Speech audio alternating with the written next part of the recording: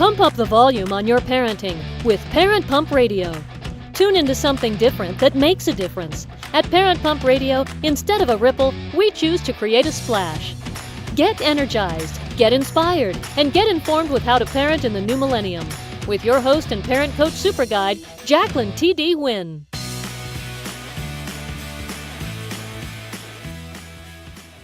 This is Jacqueline T.D. Wynn. We're here to pump up your parenting skills, pump up your knowledge, and pump up your energy. Welcome to Parent Pump Radio. Our show is all about dynamic family leadership, becoming financially free, and leaving a profound legacy for your children. And this year, we've added family financial freedom as a major topic. Do you want to learn how to make money through real estate investing? Well, get my new book on Amazon called True Legacy Wealth, Creating Generational Wealth Through Real Estate Investing. Or maybe you're ready to start buying properties right now. Then join our True Legacy Wealth Turnkey Real Estate Investing Program. Turnkey means we do it all. We acquire, renovate, and manage for you. You get to purchase and prosper. We're your team in a package. All the properties are between $50,000 to $150,000 and they cash flow now. So sign up for a free membership and you'll get a 45-minute complimentary consultation. Go to truelegacywealth.com or email me at info@integrativeminds.com. You can also get all the information in the show notes, and our show is available on iTunes, Google Play, Stitchers, YouTube, and syndicated on rethinkradio.org, oneideaaway.com, and Armed Radio. Okay, so I'm rushing through that beginning because I'm so excited about my next guest. She is my soul sister, and if anytime I wish I had a 1-hour show, it would be right now. She is an international best-selling author, speaker, business strategist, and high priestess on a mission as queen maker who liberates women and mom out there to claim power, wealth, and impact in this world. Founder of the Light Warrior School and Priestess Leadership School, she empowers femmepreneurs and children with tools to get wealthy in every way. Her new book, The Empowered Child, is available on Amazon. She is sought after expert for radio, podcasts, magazines, documentaries, and shows. When she's not sharing the stage with Deepak Chopra and Les Brown, she's having a living room dance party with her incredible husband and 2 little girls in Southern California. Ladies and gentlemen, I'd like to introduce you to Mary Tan. Hi. Woohoo! Hey, thanks for letting me go. I know we don't get a chance to talk that much because we're so busy, but I love when we get to at least be on each other's show. Absolutely. I know you've gotten to be on my show, and I always love having you there too. I just love having another soul sister on the pathway of empowerment and doing this work in the world. Yeah, and sharing this light, and it was so great when we first met. I just felt like this instant connection with you of the divine light, and I think we have that same spiritual journey. Yeah, totally. So let's get started, because I know I have so many questions to ask you. I want to make sure that we get through it all. Let's talk about children. What do you think's wrong with children these days? I actually don't think there's anything wrong with children these days. I think it all stems from our ability to connect the dots between, and I'm going to talk about parents too, because if the parents can see the connection of connecting the dots between what they view as their children being difficult and connecting that to themselves of how was their relationship while they were a child with their parents and how they were parented. And then that's going to give them a lot of aha moments. And then connecting it back to the next generation before and back as far as you can go. And then when you connect those dots, you're going to see that there is a pattern. And so I don't actually think there's anything wrong with the children as much as there is. The times are changing so rapidly in the world today. And the children need parents to see themselves as the guide, as the facilitator, and as the leader. And when they can elevate themselves into that position, I like to talk to the moms and invite them to step into their queen positions so that they can raise up the partner to raise up into their power position. And then all of a sudden, the children are absolutely emulating what it is that the parents are vibrating out, whether it's through words, actions, ways of being, mindset, all of the above and more. And so I think the children are needing guidance, leadership from people who are continuing to expand their awareness, self-awareness, and the big picture of how everything is related. Yeah, have you found that every generation of children seems to get wiser and their soul is just so deep?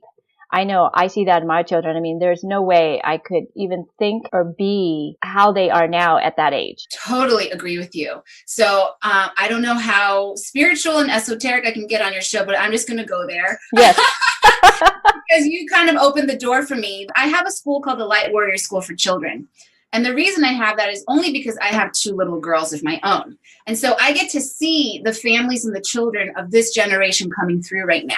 And a lot of times the parents are getting woken up onto their spiritual path of self-awareness and expanding their consciousness, because the children that's coming through them into their lives is activating them to ask, well, what is this life really about?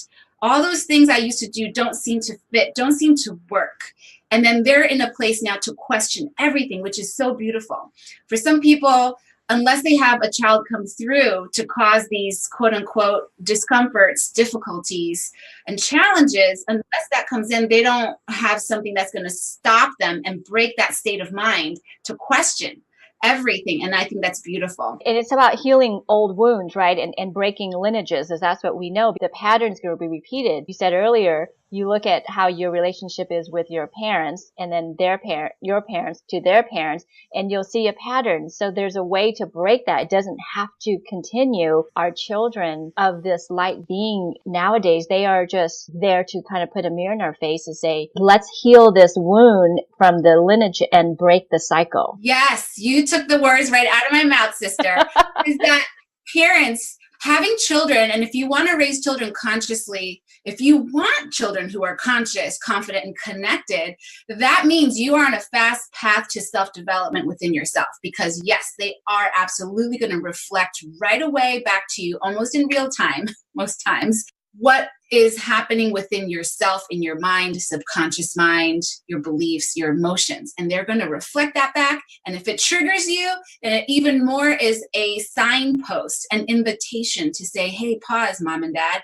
What's happening within yourself and your own territory within you that needs a little bit more love? Too many parents, I think, start blaming the kids. If they could change, if they just heard me differently, then we'd all be better. But like you said, it starts with always with us. And the thing is, in today's society, the way that the school systems have evolved, it's so very stressful from what I hear, because obviously I have a school here for my children as a solution to a problem that I see out there. And what I'm hearing from parents who have children in public schools is that the stress, people are just rushing to get the kids to school. It's a huge line just to drop them off. You got to park the car. I mean, it's a huge thing. It's a huge process. And every day they're starting the day this way. And then they have to rush off to work. And so they're always just trying to catch up. There's so much pressure, so much overwhelm. And when do you get to pause and just enjoy the moment and be present? And then the children come home with so much homework. The schools don't allow autonomy, emotional intelligence training, where they can have conflict, where adults are facilitators to teach you how to have effective communication, how to understand what's your emotions and what's behind the other person's emotions. All of these things, the soft skills, are so important, and the children are not getting it. So we're getting another generation of people who become adults who are so disconnected from their inner true power, that inner presence. That disconnection is what's happening, and they're getting indoctrinated so young. And the problem there is if the parents aren't evolved yet, right, then they're just going to pass that on to their children. So let's talk about the parents. What's the most important mindset for parents to keep in mind when raising an empowered child? Yes, there's a few things. One is to know and remember that these children are coming through us into our lives as a blessing, versus the old mentality that I own you because I gave you life, right? And when we just make that little shift, it's actually so huge, because now you can actually respect this younger human, which actually is a wise, spiritual being, soul inside of a younger body. And we all have to go through that phase of growing up. And if we as the adults can realize we have this sacred role of holding the space and guiding them and teaching them the ropes of life to the best of our ability, allowing them to also make their own discoveries of using intuition and discernment and understanding what is good for them on their own accord, then we're really creating the next legacy of creating leaders who can hear their own inner source power, leaders who know what works for them, what's good for them, and being able to put boundaries. And, there are some parents who just, I think they're at their wits' end. You can just see it kind of bubbling. Why do you think that some parents are feeling those things and other parents don't? Oh my God, I love that question, because this is a beautiful question to just demonstrate that when we buy into what we think a good parent looks like, a good employee or business owner, whatever, good fill in the blank, wife, partner, we have so many roles that we play in this life. So let's talk about being a parent and being a partner, and then you have to work or stay at home mom, which is a big job. There's these blueprints in your mind where you think, this is what I need to do subconsciously to be good. And if we're good, then we're lovable and we're acceptable, right? And so we buy into these external pressures from society, from the lineage, from our parents or partners, instead of tuning into our own inner guidance, right? So we're not only teaching children how to do that, we first have to do that for ourselves. It's like the oxygen mask on the plane. We first have to be able to embody that personal power within. That's what I call being a queen in your position. Then you can lift others in your family container to do the same. So parents that are feeling at wit's end, overwhelmed and stressed out, it's because you're trying to fulfill an external blueprint of what someone projected onto you as the definition of success. And so you want to just crumble that up and throw it into the fire and let it burn. And then come back in and recreate it yourself. I think you and I love to meditate. A great way to get that is through meditation. Totally. Our time to de-stress and connect again to that inner soul, that inner child. I agree with you. I don't think there's really any other way. I used to say it kind of like, just sugarcoat it like, oh, if you meditate, that's a great thing. It's foundational. But now I'm going to tell you, like, it's an absolute must. You want to call it prayer. Prayer is like you talking to the divine. Meditation is you connecting to that power within, which is an emanation of the divine, but you're listening. You are cultivating the empty bowl where every day you are dumping out what you think you know in your bowl.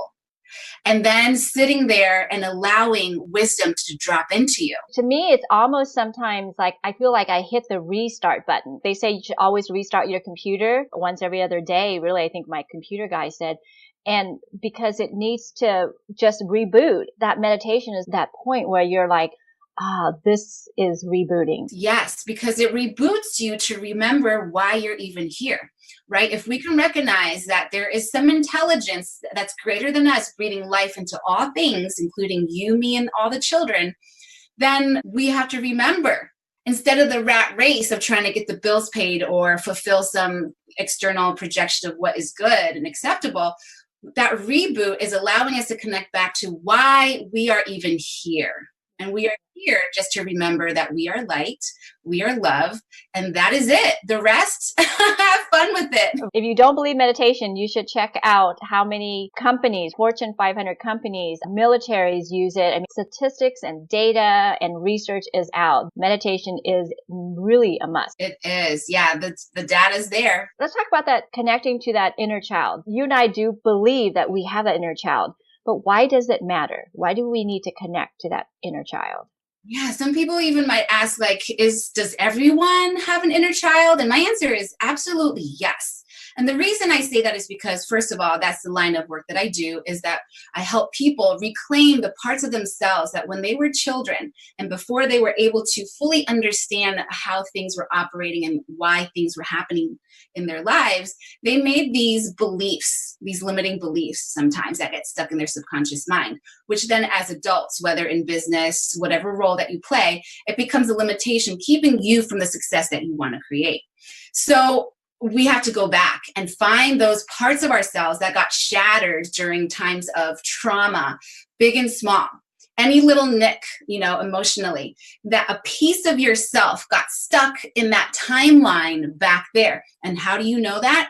Well, think about something that's really traumatic that happened in your childhood. And when you think about it, it makes you want to cry, or it makes you feel like you're reliving that emotion. Why is that? It's because a piece of you is still stuck there. And so when you can go back there through these processes, I call it soul retrieval, you can bring every part of those pieces that have been shattered and stuck in time and bring it back. So you are actually bringing yourself back to wholeness. And when you can, you become a very powerful person, no matter what area of life you're talking about. Absolutely. What do you think the biggest takeaway is from your book? I think the biggest takeaway from my book, The Empowered Child, is that I want every parent to realize that they are a leader, and they are a leader of themselves, first and foremost, in the most authentic, grounded way that we've been talking about this whole time, so that they can automatically raise empowered children. A lot of parents want empowered children, but they're like, do as I say, not as I do. But of course, we all know that children and people learn by watching what we do. Yes, absolutely. Then your book is not just for the empowered child that your own children, but it's that empowered child within us too. Exactly. So that's the sneaky part, is that every parent wants to give their child the best start and the best future. But once they pick up the book, they realize, oh, I actually have a part of myself that I can empower as well. And the whole family gets empowered. And so what happens when you get connected to that inner child? How do we know how to heal that? Because I think all of our inner child wants to be whole and be happy. And we carry these negative emotions and trauma from our lives past and maybe even generationally. Once we get there, how do you suggest to heal that? Honestly, I feel that finding a professional who knows how to do that kind of work, whether it's through neuro-linguistic programming, hypnosis, soul retrieval, but you want to, it's a process, right? It took this many decades to become an adult that have all these wounds that are still stuck out there. It's not going to be an overnight success. You're not going to go to the gym one day and have like ripped body when, you still have 100 pounds to lose. It's a process. America especially is so used to like a one pill wonder and like, let's just have it instantly. For things to last and be sustainable and authentically embodied within you and transform and evolve, it doesn't have to take forever, but you do have to have a realistic expectation that it's going to be a process. So, there's systems, there's strategies, and there's actual tools. Just to give a tool to the listeners today so they have something to take with them, is to practice self-awareness. Just that, be able to step outside of your body sometimes. And in meditation is such a great way to do it, where you can actually pretend.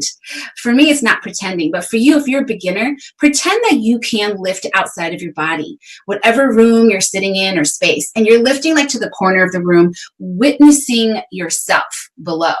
If you can have that sort of separation, it allows you to view things factually without the emotional cords attaching and pulling you down sometimes so that you can't see clearly. So that's a really quick tip that people can practice daily, because the more you do it, the stronger it gets. And then it becomes real time. It's as if you're just breathing.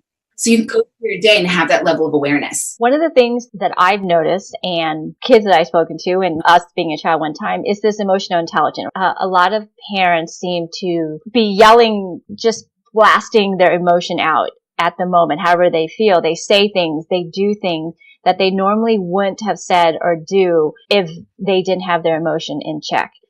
And I feel like sometimes the reaction doesn't even make sense to what the situation is. What do you say to a parent like that? Because I think some parents just think, oh, I can just say I'm sorry and you'll forgive me, or you should forgive me. Or maybe they just don't say anything and they think time will heal our wound.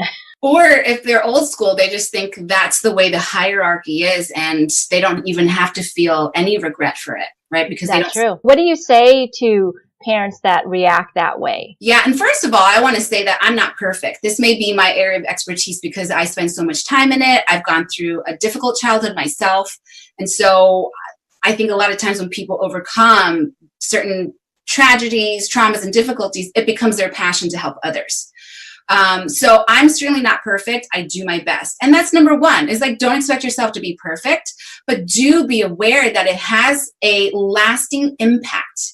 The way that you speak, what you're saying, what you're communicating, and then how you do or don't come back and make good with it, like, harmonize it and lead the child forward.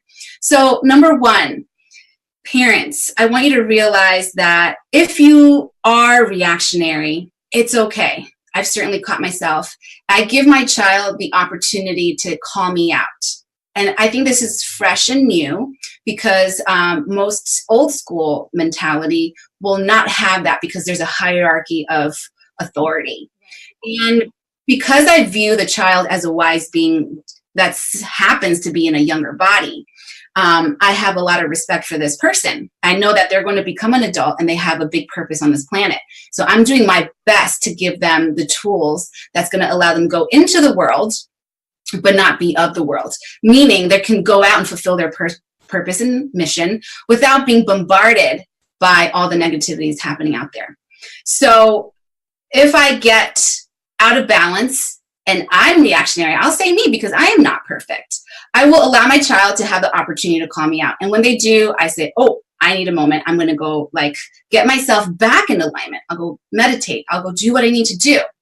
That's number one. Because then they're not going to think I'm perfect. Then they're not going to expect themselves to be perfect, which a lot of adults have that challenge. They're afraid to take risks in life and fulfill their purpose and mission because they're afraid to make mistakes. And it all goes back to childhood. Number two, parents who feel like if they get reactionary, I want you to know this, is that depending on what age your child is, and depending on what age when you were a child and received traumas that you have not yet digested, that child will trigger and push those buttons to let you know that there's something within your subconscious mind that you have not yet looked at. Did that make sense? So, if you're finding that, so I'll give you an example of myself. I recently found out, my conscious mind recently found out that when I was 6 years old, I was sexually abused by my father.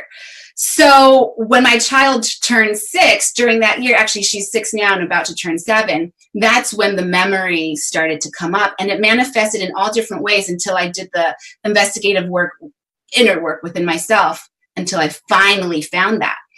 And so it doesn't have to be that traumatic, but it's just an example of what can happen. Yeah, you're right. For a child before the age of 8 or 9, everything is taken into the subconscious. Every word, everything you say. So even something you think is minute, it could be very, very powerfully painful. Definitely. Yeah. Let's go back to your book because we can go really deep in all this. How does your book Empower Child fit into this woman, this queen maker that you are? Yes. So I see myself as the queen maker, someone who talks to women, especially femmepreneurs, who are here to make a difference in the world. And how do you have a system and strategy so that you can feel like you are ruling your domain in all of these areas, all the hats that you have to wear as a woman. Women are so incredibly powerful. I mean, we are the only gender that can give life. So this piece, The Empowered Child, and this book is one part of empowering the woman to be able to have her domain, right? Her home. It's allowing you to create this home container, because I fold in a little bit of feng shui and energy clearing within the book, because that was something that I used to do as well. And when you have a home container so powerful and strong and clear, your external space is great. I teach you how to have your internal space empowered as well within your mind, body, and spirit. This is how you get onto your mountaintop in your throne. Then, like I said earlier, you can invite your partner to rise up, because once you claim your power, divas, it's going to shake things up. Everybody around you is going to have to recalibrate to your newfound way of claiming power, space, and voice. And so you have to maintain your position knowing that they are going to rise up. They just need some time to recalibrate. And then your children, you're going to have tools to empower them, empower you, have communication skills. And then everybody is operating like all pistons are running, everything is running like a machine. And then that's just one piece of how to be a queen if you're having your own businesses, and all the other roles that you play. Awesome. Oh my gosh. So how can the listener participate in, your global movement to empower children of this world and just follow you? Yes. The best way to follow me is go to Instagram. You can find me there by Mary Tan Empowers with an S on the end. Mary Tan Empowers on Instagram, or you can email me, mary@marytanempowers.com. You can listen to all of her live feed because you do a lot of Facebook Live, and I've been on your show and you have so many great guests on your show. So it is amazing. Thank you so much, Mary, for being on the show and connecting again. Thank you so much, Jacqueline. You're amazing, and it's always a pleasure to be with you. Thank you. So the quote of the week: when you talk, you are only repeating what you already know. But if you listen, you may learn something new. And that's by the Dalai Lama. So until next time, listeners, always be learning and always be growing. Thank you so much for joining us today. Go to parentpumpradio.com and click on the pink box on the top of our homepage to listen to our new and archived shows. To be instantly notified of new episodes, subscribe to our RSS feed. The RSS feed button is located at the top of the page where all our shows are featured. And after listening to the show, go to parentpumpradio.com or our Facebook page to leave your comments, questions, and topic suggestions. And while you're at our website, sign up to receive a free gift. Until next time, have a wonderful week.